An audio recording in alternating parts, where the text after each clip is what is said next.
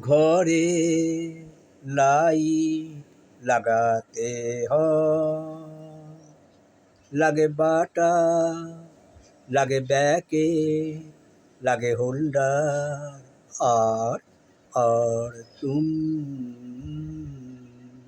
Short খাবি রে।